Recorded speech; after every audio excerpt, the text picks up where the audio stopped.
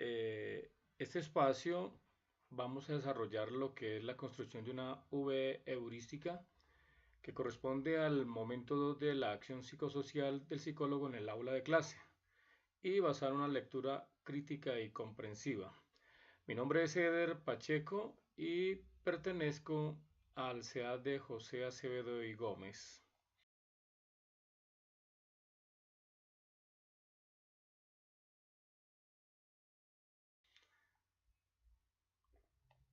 Hemos tomado como base para el desarrollo de la V heurística la psicología educativa, teniendo como base que la V heurística tiene tres elementos, que es el conceptual, la pregunta central y la metodológica. Entonces desarrollaremos en primera instancia lo que es la parte conceptual. Entonces hemos tomado como punto de referencia los estilos y preferencias de aprendizaje. Por lo general, un estilo de aprendizaje se define como los métodos que una persona utiliza para aprender y estudiar. Sin embargo, algunos conceptos de los estilos de aprendizaje tienen muy poco fundamento científico, otros en cambio se basan en estudios sólidos. Según Snyder de 1990, las pruebas de los estilos de aprendizaje han sido fuertemente criticadas por carecer de evidencia de confiabilidad y validez, lo que expresa el señor Snyder. Hay una diferencia en los estilos de aprendizaje que cuenta con apoyo científico. Según Richard Meyer, del 2003, ha estudiado la diferencia entre los aprendices visuales y verbales con un enfoque en el aprendizaje multimedia basado en las computadoras. Ahora bien, ¿cuál es el problema? Existen literalmente cientos de formas de considerar las diferencias individuales en estilos que podrían afectar el aprendizaje, lo que significa demasiadas distinciones para evaluar y ajustar a la enseñanza. El estilo intelectual es una forma manejable de separar las diferencias de estilos de los estudiantes. Según Chan y Stenberg, 2005, describen tres tipos intelectuales básicos. Las preferencias individuales por la estructura, complejidad, conformidad y autonomía. Podemos pensar también en el programa de educación individualizada. Los legisladores reconocieron que cada estudiante es único y que podría necesitar un programa hecho especialmente a la medida para progresar. El programa de educación individualizado o PEI es un acuerdo entre los padres y la escuela con respecto a los servicios que se proporcionarán al estudiante. El PEI es diseñado por un equipo que incluye a los padres o tutores del alumno o un profesor de educación general que trabaje con el alumno, a un profesor de educación especial o a un representante escolar calificado que pueda interpretar los resultados de las evaluaciones del alumno y, si es pertinente, el alumno mismo. Es decir, según la propuesta, que los estudiantes con problemas de aprendizaje, tendremos en cuenta una de las primeras explicaciones de los problemas de aprendizaje fue la distinción cerebral mínima. Ahora sabemos que existen muchos factores implicados en los problemas de aprendizaje que enfrentan los niños, aunque ciertas lesiones o enfermedades del cerebro pueden causar discapacidades en el lenguaje, la comprensión de las matemáticas, la atención y la conducta. Además, existe cierta evidencia de que las intervenciones de enseñanza intensiva pueden provocar cambios en el funcionamiento cerebral, según Simons 2007. Ahora bien, resolviendo la parte metodológica, podemos determinar en primera instancia las características de los estudiantes. No todos los estudiantes con problemas de aprendizaje son iguales. Las características más comunes son dificultades específicas en uno o más áreas académicas, mala coordinación, problemas para poner atención, hiperactividad e impulsividad, problemas para organizar e interpretar información visual y auditiva, trastorno del pensamiento, la memoria, el habla y la audición, así como dificultades para hacer amigos y conservarlos, según Kaufman 2006 y Hume y Marshall 2002.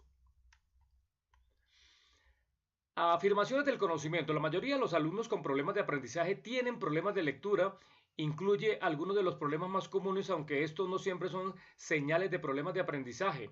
En los estudiantes de habla inglesa parece que esas dificultades son causadas por problemas para relacionar los sonidos con las letras que forman las palabras, lo que también dificulta la ortografía. Las matemáticas, tanto en los cálculos como en la resolución de problemas, constituyen la segunda dificultad más común entre los alumnos con problemas de aprendizaje, mientras que los estudiantes angloparlantes con trastornos de lectura tienen problemas para asociar sonidos con las letras. Los estudiantes con trastornos en matemática tienen dificultades para asociar números de manera automática. Hábitos de lectura y errores de los estudiantes con problemas de aprendizaje. Malos hábitos de lectura. Con frecuencia pierde su ubicación en el texto, mueve bruscamente la cabeza de un lado a otro, expresa inseguridad con llanto o negándose a leer. Prefiere leer sostenido el libro a escasos centímetros de la cara, muestra tensión mientras lee, habla con una voz muy aguda, se muerde los labios o se mueve de forma nerviosa. Errores en el reconocimiento de palabras. Omitir palabras, por ejemplo, en vez de leer él vino a la escuela, lee él vino a escuela. Insertar palabras, por ejemplo, él vino a la hermosa escuela. Sustituir una palabra por otra, por ejemplo, él vino a la escalera. Invertir letras o palabras, por ejemplo, leer loba como bola. Pronunciar mal palabras, por ejemplo, leer pata como bata. Transponer letras o palabras, por ejemplo, leer el perro comió rápido como el perro rápido comió. Evitar leer una palabra desconocida separándola en unidades familiares. Lectura pausada y lenta, menos de 20 a 30 palabras por minuto. Y finalmente, los errores de comprensión. Recuerdo de hechos básicos, por ejemplo, no ser capaz de responder preguntas directamente de un párrafo. Recuerdo de secuencia, por ejemplo, no poder explicar el orden de los sucesos en un cuento. Recuerdo del tema principal, por ejemplo, no ser capaz de reconocer la idea principal de un cuento. ¿Cuál sería entonces la pregunta central que estaremos desarrollando en esta heurística? ¿Cuáles son los problemas de aprendizaje? Y somos los que he venido haciendo la acotación.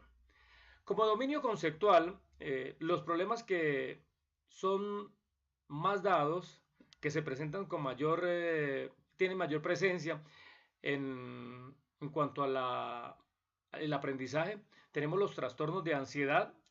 Los trastornos de ansiedad se presentan cuando los estudiantes experimentan una sensación abrumadora de temor o miedo. Un ejemplo en el trastorno obsesivo compulsivo, TOC, en el que los alumnos no pueden dejar de preocuparse en exceso por algún asunto específico, como los gérmenes. Otros ejemplos incluyen las fobias, temor a objetos específicos como arañas o el temor a ciertas actividades como ir a la escuela, y el trastorno por estrés postraumático, en el cual los individuos vuelven a vivir en pesadillas o escenas retrospectivas un evento traumático en el que fueron testigos. Trastornos de comportamiento perturbador. Esta categoría incluye 3 tipos de trastorno. El trastorno por déficit de atención con hiperactividad se caracteriza por la falta de atención, un alto nivel de actividad e impulsividad o una combinación de ambos. Sin embargo, note que con frecuencia no se considera como una discapacidad. El trastorno negativista desafiante se diagnostica cuando los estudiantes tienen una actitud desafiante con los adultos y culpan a los padres o se vengan de ellos en un grado excesivo y durante un largo periodo. Los trastornos de conducta se diagnostican cuando los chicos son agresivos, intimidantes, muestran crueldad con los animales o las personas o infringen de manera repetida reglas importantes. Trastornos de alimentación. Los trastornos de alimentación más común es la anorexia nerviosa, en la cual los individuos creen que tienen sobrepeso y se rehúsan a comer incluso cuando están cerca de morir por inanición. Trastorno del estado de ánimo, también se llama trastorno afectivo, incluye la depresión y el trastorno bipolar, también conocido como maníaco depresivo, en el que el estado de ánimo de los individuos pasa de una euforia extrema, una manía, a una tristeza extrema, es decir, una depresión. Los trastornos del tics. Los tics son movimientos involuntarios rápidos y estereotipados de grupos específicos de músculos. Los alumnos con tics podrían parpadear con frecuencia u olfatear de manera repetida. El trastorno de tics más conocido es el síndrome de Tourette, que va de leve a grave e incluye tics físicos como los faciales, así como vocales, como ladrar o decir obscenidades. Todo lo anterior está basado en el libro o en el texto Psicología Educativa de Wolfgang A. del 2010. Muchas gracias.